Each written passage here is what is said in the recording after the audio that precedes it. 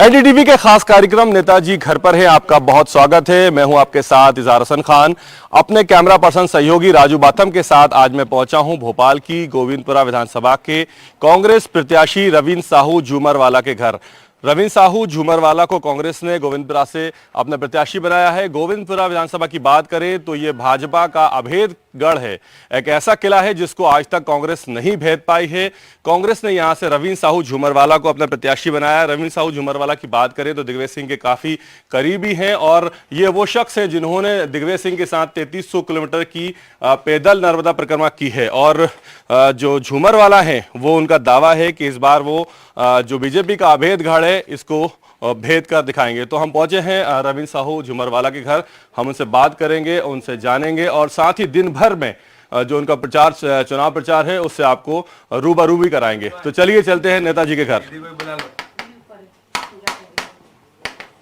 नेताजी घर पे हैं। रवींद्र साहू झूमरवाला हमारे साथ में हैं, साथ में उनकी धर्मपत्नी भी हैं। हम उनसे बात करेंगे और जानेंगे कि किस तरह से उनकी शुरुआत होती है और वो किस तरह से चुनाव प्रचार पे निकलते हैं। तो सबसे पहले आपका बहुत बहुत स्वागत है एनडीटीवी में। आपका भी भाभी जी। तो शुरुआत कैसे होती है सुबह की? जैसे हम आपके सुबह आए तो हम देख रहे हैं भी पूजा पाठ हो रही है। सुबह उठ के जो रोज़ में मर्रा के कार्य है अपना जो होता है स्नान का, ब्रश करके फ्रेश व्रेश होकर स्नान करके पूजा करके बस निकलने का है। क्या शेड्यूल रहता है दिन भर का? जनसंपर्क होता है दोपहर तक, उसका लंच करते हैं। लंच हम हमारे कार्यकर्ताओं के साथ जहाँ जिस स्थान पर थे वहीं करते हैं। उसके बाद फिर जनसंपर्क चालू करके रात को 10 बजे तक हम पैदल जनसंपर्क कर रहे हैं। उसके बाद कार्यकर्ताओं से रात को मीटिंग लेते हैं, 3-1-4 वहाँ कार्यालय में बच जाता है। आप मूल रूप से भोपाली हैं या फिर कहीं से परिवार आके यहाँ पर? हम लोग प्योर भोपाली हैं। अच्छा, जो स्कूलिंग कहाँ से हुई है? सबसे पहले हम बरखेड़ी में भारतीय विद्या मंदिर में पढ़ा, उसके बाद सिटी में फिर दिगंबर हाई सेकेंडरी स्कूल में मैंने। और कॉलेज में क्या किया है? हमीदिया कॉलेज में बीकॉम सेकेंड ईयर मैंने किया है, फाइनल नहीं दिया था। अच्छा। तो ये राजनीति में एंट्री कैसे हुई? बताया आप तो एक व्यवसाय हैं, तो फिर ये कैसे पॉलिटिक्स में आ गए? नहीं, मैं शुरू से कॉलेज टाइम से ही कुछ सामाजिक काम करने की इच्छा रखता था, तो लियो क्लब वगैरह के माध्यम से लियो क्लब प्रेसिडेंट रहा। मिड टाउन का होता था लियो क्लब, लायंस की एक छोटी संस्था होती है। फिर हमीदिया कॉलेज में यूथ कांग्रेस की राजनीति की, वहाँ से स्टार्ट हुआ 1994-95 से, तो आज तक संघर्ष करते हुआ इस विधानसभा का मेरे को कांग्रेस पार्टी ने भरोसा दिया गया, इतनी बड़ी विधानसभा के लिए टिकट दी है। पिछली बार भी आप प्रयास कर रहे थे लेकिन शायद टिकट नहीं हो पाया था आपका।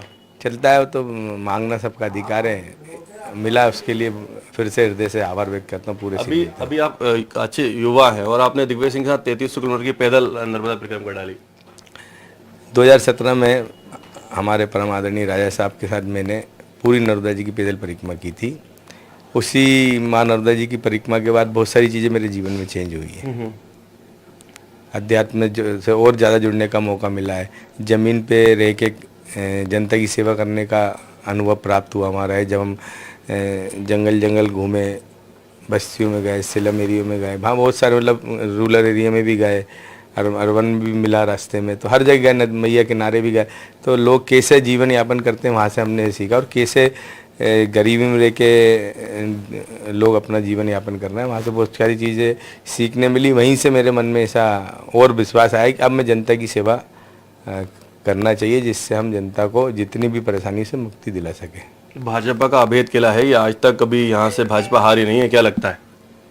देखिए, कोई भी चीज़ अवैध नहीं होती, समय इसका जवाब देगा। 3 दिसंबर को आप इंतजार कीजिए, जनता जनार्दन तय करने वाली है कि इस बार परिवर्तन होगा। बहुत अच्छी बात है, हिम्मत होना चाहिए। तो हमारे सामने भाभी जी भी, नाम क्या? नाम आपका? मेरा मोना रविंद्र साहू। अच्छा मोना जी, सबसे पहले मेरा सवाल ये है कि दिन भर तो भाई साहब पूरे रहते हैं, तो इनकी हेल्थ का कैसे ख्याल रखती है? इनके लंच का, इनके ब्रेकफास्ट का, इनके नाश्ते का? अभी तो बहुत बिजी शेड्यूल है, ये भी भागा जाते हैं, एकदम से निकल जाते हैं, रात को 2:30-3-4 बजे आते हैं। 2-3 घंटे की नींद हो रही है, सुबह फिर 7 बजे से अपना रूटीन करते हैं, क्योंकि इनका पूजा पाठ का रूटीन तोड़ते नहीं है ये। कितना ही हो जाए, कितनी भले 1 घंटे की नींद लेंगे, लेकिन पूजा पाठ जरूर करते हैं। फिर जैसे हम भागते हुए कभी फल देते हैं, कभी कुछ थोड़ा बहुत हल्का फुल्का उपमा है या ओट्स दे देते हैं, वो भी खा नहीं पाते हैं ये। फिर जाके फिर सबके बीच में जाके दिन में लंच करते हैं ये लोग। अभी तो लंच भी आप ही बना के देती हैं या फिर बाहर का ही? नहीं, वो जो सब कार्यकर्ता ये लोग जो मिलके सब करते हैं रैली, जो सबको मिलता है ये भी वही खाते फिर हैं, उसके चाहे बाद- दिन का हो या रात का हो। अच्छा, फिर रात में भी वही अभी तो ये है कि हम लोग मिल नहीं पा रहे हैं क्योंकि हेल्थ कॉन्शियस नहीं है आपके, बाहर का खा रहे हैं पतिदेव, दिन में भी रात में भी, कभी सुबह उठ रहे कभी। नहीं, मैं भी निकल जाती हूँ। अच्छा, तो अभी- हाँ जी, तो ये मेरे साथ रेगुलर प्रचार करते मैं भी पूरा टाइम बाहर हो जाती हूँ। 10 बजे से मेरा भी निकल जाता है और मैं भी 8 बजे तक आती हूँ घर पे। क्या क्या किया है आपने पढ़ाई वगैरह में? मेरा बीकॉम है अच्छा, बीकॉम। जी। और बच्चे कितने हैं साहब में? हैं। एक बेटी एक बेटा। तो वो भी प्रचार प्रसार कर रहे हैं पापा मम्मी के बेटी कर रही है, बेटा भी स्कूल बाहर है, पढ़ाई करता है, आज ही आया है साथ? कौन सी क्लास में है? 11th में। अच्छा, 11। तो ये थे रविंद्र साहू झुमरवाला और उनकी पत्नी। इन दोनों ने बताया कि वो किस तरह से उनकी शुरुआत होती है, किस तरह चुनाव प्रचार में जाते हैं। तो बस अब हम निकलते हैं रविंद्र साहू जी के साथ। आज हम दिन भर इनके साथ रहेंगे, इनके चुनाव प्रचार से आपको रूबरू कराएंगे और साथ ही जनता से भी हम मिलकर बात करेंगे और जानेंगे कि वो रविंद्र साहू झुमरवाला को किस तरह से लेते हैं।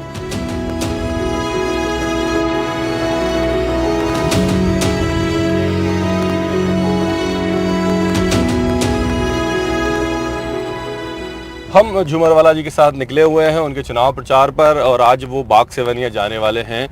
काफ़ी लंबी विधानसभा है, जनसंख्या के हिसाब से भी और क्षेत्रफल के हिसाब से भी। तो किस तरह से जो चुनाव प्रचार है उसको डिस्ट्रीब्यूट करते हैं? मध्य प्रदेश की सबसे बड़ी विधानसभा है, 2 विधानसभाओं की एक विधानसभा ये बनी हुई है। तकलीफ बहुत ज़्यादा हो रही है, ऐसा नहीं है कि तकलीफ नहीं है, लेकिन हमने कि पूरा रणनीति के तहत काम कर रहे हैं। वार्ड वाइज जनसंपर्क किया, पिछले आज 14वां दिन है मेरा वार्ड वाइज वार्ड 80% जगह हम हर वार्ड की एक दिन में तय कर ले रहे हैं। हम पैदल 15 से 20 किलोमीटर रोज चलते हैं, जितना एरिया कवर हो जाता है उसे कर लेते हैं, नहीं तो बाकी फिर हम रोड शो के माध्यम से उसको करते हैं। अच्छा, वो जो पैदल चले थे 3300 किलोमीटर कहीं ना कहीं काम आ रहा है? हाँ, 3300 किलोमीटर काम आ ही रहा है, मेरे जीवन में बदलाव ही कर दिया। माँ नर्मदा जी की परिक्रमा से मेरा जीवन का हर क्षण, आने वाला कल जो भी रहा हो या जो भी चीज़ें हैं वो टोटल बदल चुकी हैं। अच्छा, बीच में कुछ आरोप भी लगे थे आपके ऊपर कि वो बसों से लोगों को नर्मदा जी की यात्रा कराने ले आ रहे हैं या फिर मैंने चोरी थोड़ी की थी, मैंने भ्रष्टाचार थोड़ी किया, मैंने ठेकेदारी में दलाली नहीं ली है। तो आरोप, धर्म के प्रति कोई आरोप लगाता है तो अच्छी बात है ना, ये तो देखने वाला ईश्वर भी है। मैंने माता बहनों को धार्मिक यात्राएं कराई हैं और वो मेरा आस्था का विषय, राजनीति से उसका कोई लेना नहीं। अच्छा, लोग आपको काफी हल्के में ले रहे हैं कि भाई कृष्णा गौर के मुकाबले, फिर जब आप यात्रा कराए तब आपकी रुकावट क्यों पैदा करी? ये जो लोग हल्के में ले रहे हैं उनको जवाब जनता जनार्दन देगी। 3 तारीख को जनता जवाब देगी, आने वाली 3 दिसंबर को समय बताएगा। लंबे समय से यहाँ पर गौर परिवार का कब्जा है, क्या लगता है आपको, क्या मुद्दे हैं, क्या विकास नहीं हुए, क्या और होना बाकी है? देखिए, पूरे क्षेत्र में पिछले 50 वर्षों में, 50 वर्ष बहुत बड़ा समय होता है किसी भी क्षेत्र के विकास के लिए। मैं तो कहता हूँ 5 साल ही बहुत ज़्यादा काफ़ी होते हैं जो आप अच्छा क्षेत्र, 50 साल में तो पेरिस जैसा क्षेत्र को बना देना चाहिए। जबकि ये पूरे मध्य प्रदेश में सबसे पिछड़ा विधानसभा है और विधानसभाओं के मध्य प्रदेश राजधानी भोपाल में 2 औद्योगिक बड़े वो हैं। एक तो औद्योगिक पूरा क्षेत्र गोविंदपुरा इंडस्ट्रियल एरिया, दूसरा BHL। उसके बाद भी इस क्षेत्र में जो डेवलपमेंट होना चाहिए वो नहीं किया। तो जब आप जनता के बीच जाते हैं तो किस तरह का रिस्पांस मिल रहा है? लोग क्या समस्या बता रहे हैं? बहुत अपार जन समर्थन, अपार जन समर्थन मिल रहा है। जनता बदलाव का मन बना चुकी है।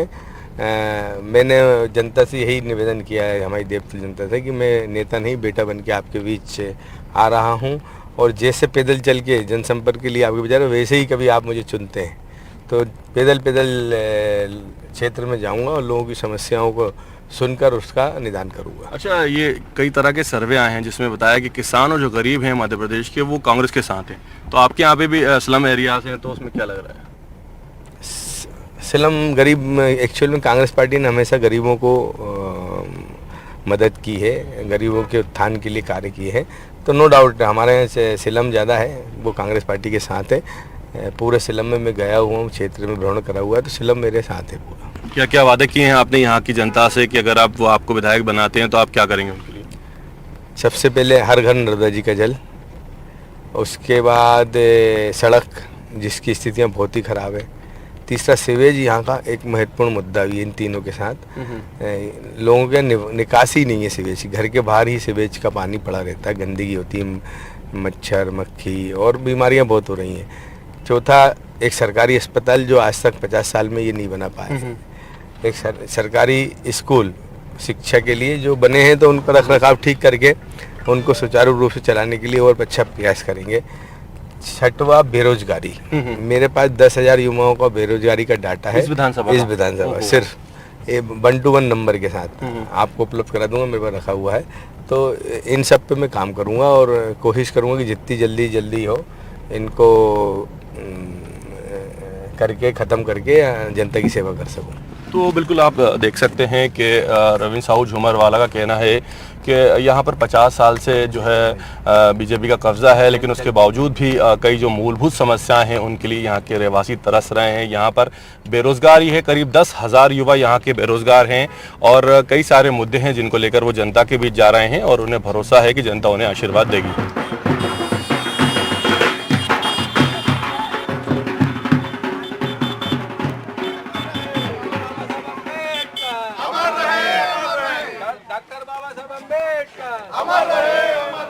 रविंद्र साहू निकले हुए हैं बाग मुगलिया की गलियों में, चुनाव प्रचार के लिए निकले हुए हैं, जनता से मिल रहे हैं, लोगों को अपनी जो बात है वो बता रहे हैं, उनसे आशीर्वाद मांग रहे हैं। आप देख सकते हैं कि इस समय बाग मुगलिया में है रविंद्र साहू और बाबा साहब की प्रतिमा पर ये पहुंच रहे हैं, संभवतः माल्यार्पण करेंगे बाबा साहब की प्रतिमा पर और आशीर्वाद लेंगे। झूमरवाला पहुंचे हुए हैं बाग मुगलिया में। आप देख सकते हैं कि बाबा साहब अम्बेडकर की प्रतिमा पर माल्यार्पण किया गया है और कांग्रेस लगातार आरोप लगाती है कि बीजेपी SC/ST वर्ग के लोगों के साथ अत्याचार कर रही है प्रदेश में। आरोप नहीं लगाती, ये सत्य है। अभी पिछले 1.5-2 साल में पूरे मध्य प्रदेश में हमारे प्रिय अनुसूचित जनजाति, अनुसूचित जाति के वर्गों के साथ जो अन्याय हुआ है, जो घृणाकृत कार्य किए गए हैं, उससे जनता समझ चुकी है। इस पूरे देश में, इस पूरे प्रदेश में भाजपा का दो मुखी चेहरा उजागर हो गया है। हमेशा ये लोग गरीब तबके को पसंद नहीं करते हैं, इसलिए इस बार जनता ने मन बना लिया पूरे मध्य प्रदेश में सरकार बनाने का। तो बिल्कुल आप देख सकते हैं कि झूमरवाला का कहना है कि जो अनुसूचित जाति जनजाति के लोग हैं उनके साथ बीजेपी की सरकार द्वारा लगातार अत्याचार किए जा रहे हैं, इसलिए जनता ने मन बना लिया है कि अब इस बार उनकी सरकार बनाएगी। आगे जाओ। क्या नाम है आपका? आशा सरकाटे। आशा सरकाटे। आशा जी, यहाँ विधानसभा में क्या समस्याएं हैं, कुछ क्या नहीं है? हैं? इसी है। क्या समस्याएं? यही नाली नहीं बनती सही से, पानी जम जाता है उधर वहाँ पे, बस यही समस्या, बाकी कुछ नहीं है। अच्छा, बिजली वगैरह मिलती है? हाँ बिजली है पर मापूप नहीं हो रही है। अच्छा, इतने साल से यहाँ पर विधायक, फिर उन्होंने नाली वाली सही नहीं कराई, सब काम नहीं कराया? इसलिए नहीं करवाया, इसलिए नहीं करवाया। नहीं करवाया? ऐसा हर चुनाव में आते ऐसे बोलते पर करते ही नहीं है। ये सफाई नहीं होती नाली की क्या? सर ये आपके सामने ही है ना, इसके लिए कुछ बोलने की आवश्यकता ही नहीं है। सफाई होती तो ये आपको साफ दिखाई देती। नहीं करते आप लोग? शिकायत क्या करेंगे, कोई सफाई करने भी नहीं आता, कुछ नहीं होता। यहाँ पे क्या क्या समस्याएं हैं, मुख्य समस्याएं क्या हैं आपके क्षेत्र की? मुख्य समस्याएं ये है जैसे कि बिजली के बिल कई बार जो है मतलब पिछले 5 सालों से हम देख ही रहे शुरू से, मतलब हजारों में आते हैं, है ना। करते क्या है आप काम? पुताई का काम करते हैं। बताइए कितने रुपए रोजाना से? रोजाना तो आकार देखिए, अपन जैसे काम पे चले गए, काम मिल गया तो 400 रुपये हाजिरी तो अपने को मिल जाती है। मिल गया तो, नहीं मिला तो बैठेंगे। फिर क्या करते हैं? फिर कुछ नहीं कर सकते ना, मजदूरी मतलब मजदूरी होती है। फिर और बिजली का बिल कितना आ रहा है? देखिए किसी का, अब सर क्या बताऊँ, उसके लिए तो डेमो दिखाने के लिए तो बिजली के बिल ही बटोरना पड़ेंगे सब। और जय नल पानी वगैरह सब ठीक चल रहा है अभी तो, बस। और बाकी क्या जरूरत है यहाँ विधानसभा में? अब अपन क्या बता दे बेटा, अपन अच्छा, यहाँ पर वोट नहीं है आपका? नहीं, हमारा चलता है ना, वोट डालेंगे ना हम, वोट यहीं पर है? हाँ, अच्छा, डालेंगे ना। इस विधानसभा में लंबे समय से एक परिवार का कब्जा रहा है, क्या लगता है? अपन लगता है सरकार बदलेगी, बदलना चाहिए। नाम बताइए पहले अपना नाम। सुंदर भाई जी बताइए।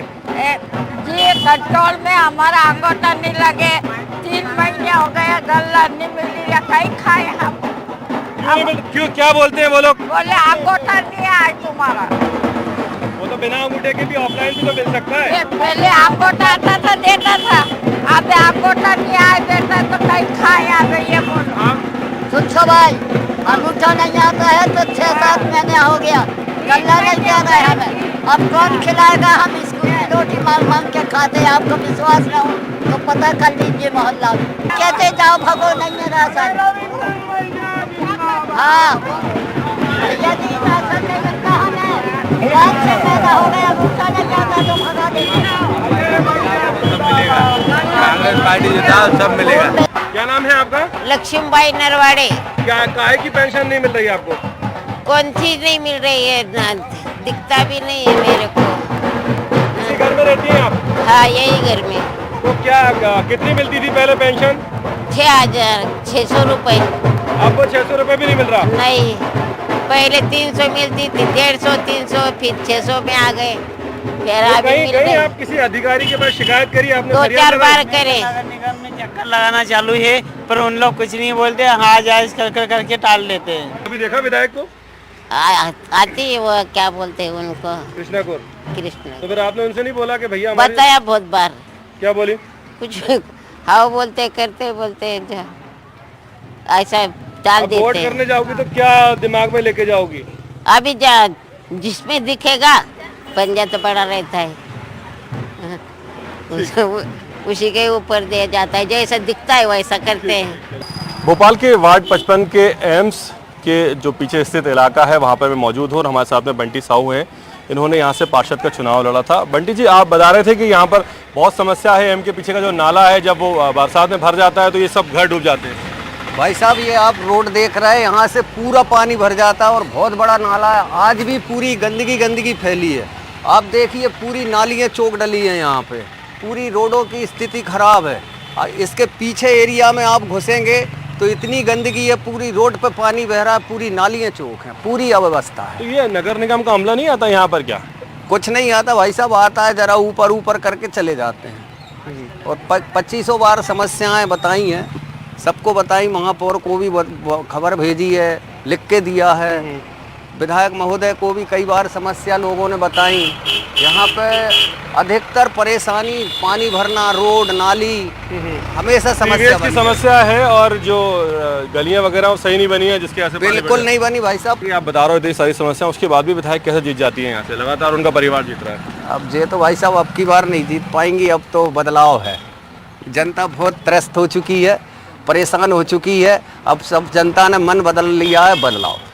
तो आप देख सकते हैं कि जो बंटी साहू हैं उनका कहना है कि यहाँ की जनता बहुत त्रस्त है और अब जनता ने मन बना लिया है कि यहाँ पर बदलाव आकर रहेगा। झूमरवाला पहुंचे हैं, वार्ड 55 के 16 एकड़ जो जगह है वहां पर पहुंचे हुए हैं और अभी उन्होंने गाय को चारा भी खिलाया है। मध्य प्रदेश की गायों की स्थिति की बात की जाए तो कहीं ना कहीं खराब है। गौ माता हमारी माता के रूप में सनातन धर्म में पूजी जाती हैं। जो पिछली सरकार अभी चल रही है उसके मुख्यमंत्री आदरणीय शिवराज जी झूठी घोषणाएं कर रहे हैं, झूठी बातें करते हैं। गौ माता को लेके भी बहुत सारी झूठी बातें उन्होंने वादे किए हैं। जब हमारे 1.5 साल के आदरणीय कमलनाथ जी मुख्यमंत्री थे, 1100 गौशालाएं उन्होंने मध्य प्रदेश में खोली थी। और अभी एक साल पहले बेरसिया में एक गौशाला में कितनी गौ माताओं का दुखद निधन हुआ, जिसकी पूरी वजह भाजपा की सरकार के लोग थे। उस गौशाला खोल के ना उसका कोई ध्यान रखा गया, ना गौ माताओं की सेवा की गई। इसकी वजह से पूरी गौ माताओं का वहाँ नुकसान हुआ और वो काल के काल में समा गई। ऐसा ही पूरे प्रदेश की ये स्थिति है कि जब आप हाईवे पे जाते हैं तो रात हो या दिन हो, गौ माताएं रोड पे बैठी रहती है। कितने ही एक्सीडेंट हो रहे हैं, कितनी गौ माता एक्सीडेंट के उससे काल के काल में समा जाती हैं। तो जितना कांग्रेस ने गौ माताओं के लिए किया है वो आज तक के इस मध्य प्रदेश में किसी भी सरकार ने नहीं किया। कमलनाथ जी आने वाले समय में फिर से गौ माताओं के लिए उन्होंने वादा किया है कि वो जितनी 1100 नहीं, इस बार शायद ज़्यादा और गौशाला खोलेंगे और लोगों को उन्होंने बोला भी है कि आप अपने गौशालाओं के माध्यम से गौ माता की सेवा करें, जिससे जो भी गौ माताएं बाहर लोग छोड़ देते हैं उनको गौशाला में ले जाके उनकी सेवा कर, उनका इलाज भी, जैसे बहुत सी गौ माताएं बीमार भी हो जाती हैं, उनका इलाज करके उनको सही से उनका ट्रीटमेंट, उनका जीवन यापन किया जा सके। क्या नाम है आपका? रमाबाई। कब से रह रहे हैं आप लोग यहाँ पर? 30 साल हो गए। तो ये अभी ये मकान आपका है, टीन वाला? नहीं, ये इधर है। तो ये आप लोग को भी प्रधानमंत्री आवास के तहत पक्के मकान नहीं मिले? नहीं मिले। वजह? अब क्या मालूम।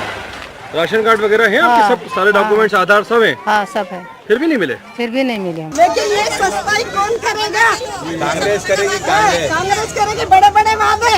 कांग्रेस पूरे वादे नहीं करती नहीं तो लिखित में तो हमें बिजली का बिल इतना आ रहा है। कांग्रेस के राज में जब 1.5 साल कमलनाथ जी की सरकार थी, अम्मा जी सुनो, कितने का बिल आता था? 100 रुपए का आता था। ठीक है। अभी कितने का आ रही है? 2000, 3000। किसने ठगा आपको? कमल के फूल ने। वही तो बात है। 50 साल से आप इसी कमल के फूल को जिता रहे हो। पंजा दिखाओ, जिताओ। 5 साल प्याज भी सस्ती मिलेगी, गैस सिलेंडर सस्ता मिलेगा। सुनो, पेट्रोल सस्ता, डीजल सस्ता, खाने का तेल सस्ता। मेरी बात समझ भाई साहब, देखो सभी आते हैं, आप भी हमारे जैसे, हम आपके जैसे, हम सभी को वोट देते हैं अपना समझ के, लेकिन सब हमसे गद्दारी करते हैं। आप हम जीते ही नहीं तो कैसे गद्दारी नहीं तो करेंगे? आप जीतोगे ना, आप जीतोगे। तो घर पे हाथ बारी पंजाब रविंद्र साहू झूमरवाला का जो आज का चुनाव प्रचार था वो आखिरी पड़ाव पर है और अभी आप देख सकते हैं कि प्याज की माला पहनकर वो लोगों के बीच जा रहे हैं। इसका क्या महत्व है? देखिए, हम जब जनता के बीच जा रहे हैं, जनता महंगाई से बहुत परेशान है। पूरे देश और पूरे प्रदेश में महंगाई से हाहाकार मचा हुआ है। चाहे खाने का सामान, रोज़मर्रा की ज़रूरतें इतनी महंगी हो गई हैं कि आदमी 5-10 हज़ार रुपये कमाता है, वो घर कैसे चलाए। तो जनता ने हमसे ये बोला, हमसे समर्थन भी मांगा कि कांग्रेस की सरकार आती है तो महंगाई कम करना पड़ेगी। तो हमने वादा दिया आदरणीय कमलनाथ जी के, उसमें कमलनाथ जी को आप मुख्यमंत्री बनाओ और मुझे जनप्रतिनिधि के रूप में यहाँ से चुनिएगा, तो हम महंगाई पे लगाम लगाएंगे और जनता की सेवा करेंगे। कमलनाथ के वचनों से क्या लग रहा है, जो आप जनता के बीच जा रहे हैं, उनको लगा था कितना फायदा मिल रहा है, कितना रिस्पॉन्स? जनता कमलनाथ जी के वचनों से प्रभावित है, क्योंकि 1.5 साल में उनने अपने पूरे वचन पूरे किए थे। चाहे किसानों का कर्जा माफ़ हो या आपके बिजली के बिलों का 100 रुपये में आदमी घर में बिजली का बिल आता था। अभी भी कमलनाथ जी ने जो वचन दिए हैं, बच्चों के लिए पहली क्लास से 8वीं तक 500 रुपये, 10वीं से 12वीं तक 8वीं से 10वीं तक 1000 रुपये और 10वीं से 12वीं तक 1500 रुपये, 100 यूनिट माफ और 200 में हाफ, 500 रुपये में रसोई गैस। और पेंशन एक बहुत बड़ा मुद्दा है। पेंशन को लेके जितने भी हम कर्मचारियों के पास जा रहे हैं, इस बार वो ये कहते हैं कि कांग्रेस ने जो वचन दिया है पेंशन लागू की जाएगी, पुरानी पेंशन, उससे बहुत जन समर्थन मिल रहा है। मैं IBD कॉलोनी में गया, रीगल होम्स में गया, इतनी कॉलोनी में गया, वहाँ इतना जन समर्थन है। चाहे BHL कर्मचारी हो या सरकारी कर्मचारी हो, सबका ये कहना है कि इस बार हम लोग सिर्फ कांग्रेस पार्टी को जिताएंगे, भाजपा को एक भी कोई वोट देने तैयार नहीं। आपके जो अपोनेंट हैं बीजेपी प्रत्याशी, उनके लोग आरोप लगा रहे हैं आप पर कई सारे के बाहरी है, व्यापारी है, इस तरह के कई। चलिए, अच्छा है, और कुछ आरोप तो लगा नहीं सकते, क्योंकि मेरे खिलाफ कुछ उनके पास बचा ही नहीं है। मेरे पास तो उनके खिलाफ 50% कमीशन, ठेकेदारों को नेता बना देना, नेताओं को ठेकेदार बना देना, पूरे 50 साल में जो भ्रष्टाचार गोविंदपुरा में किया, जनता को छला है, अरबों खरबों रुपए की प्रॉपर्टी बना ली है। आप जाइए, अपने नाम से सब कुछ अवैध कारोबार चल रहा है, यहाँ गुंडा राज चरम पर है। जो लोग मेरे को सपोर्ट कर रहे हैं, उनको धमकियाँ दी जा रही, रात को उठवाने की, पुलिस केस अंदर कराने की। आदरणीय विधायिका जी ने इतने कारनामे किए हैं कि आप देखिए, करारिया गांव में उनको भगा दिया गया, खेजड़ा में, पूरा खेजड़ा में गया, वहाँ इतना जनसमर्थन, कम से कम 500-700 लोग चल के मेरे साथ पैदल जनसंपर्क में मेरा जनसमर्थन किया। जाटखेड़ी में नर्मदा जी के जल का पोस्टर लग गया है, नर्मदा जी का जल नहीं तो वोट नहीं। सोनागिरी में मेरा यहाँ मेन कार्यालय, वहाँ पर लोगों ने लिख दिया है कि जब तक विकास नहीं तो वोट नहीं। इतना विरोध है उनका, वो घबरा के मेरे ऊपर आरोप लगाने। आरोप में मैं कुछ ऐसा बताया ना जिससे जनता को लगे कि मैं कोई गलत काम कर रहा हूँ। भाई, व्यापारी हूँ तो आदमी को हक है, मेरा परिवार व्यापारी क्षेत्र से आता है, क्योंकि मेरा परिवार राजनीतिक क्षेत्र से नहीं आता। कांग्रेस पार्टी ने एक ऐसे आदमी पर भरोसा करा है जो जमीन पर रह के काम कर रहा था। अब आदमी को ये, आप तो अपने यहाँ, उनने मेरे यहाँ, मैं आपको अच्छी याद आ गई है कि जब मैं नर्मदा जी की यात्रा ले जा रहा था तो गुंडे भेजे थे मेरी यात्रा को रोकने, महिलाओं को गाली दे के भगाया। उसमें एक रेपिस्ट था, जिसके हमने सोशल मीडिया पे और मीडिया पे भी वायरल कराया। तो आप गुंडों को पाल रहे हैं, रेपिस्टों को पाल रहे हैं, दलालों को पाल रहा है। मेरे पास तो कुछ ऐसा है ही नहीं, मैं तो एक छोटा सा व्यापारी हूँ, जनता का सेवा करने आया हूँ बेटे के रूप में। इसी से वो घबरा गई कि उनका तख्ता पलटने वाला है, बोरिया बिस्तर बांध के इस बार उनको रवाना किया जाएगा। ये थे रवीन साहू झूमरवाला, जो कि राजधानी भोपाल की हाई प्रोफाइल सीट गोविंदपुरा से कांग्रेस के प्रत्याशी हैं।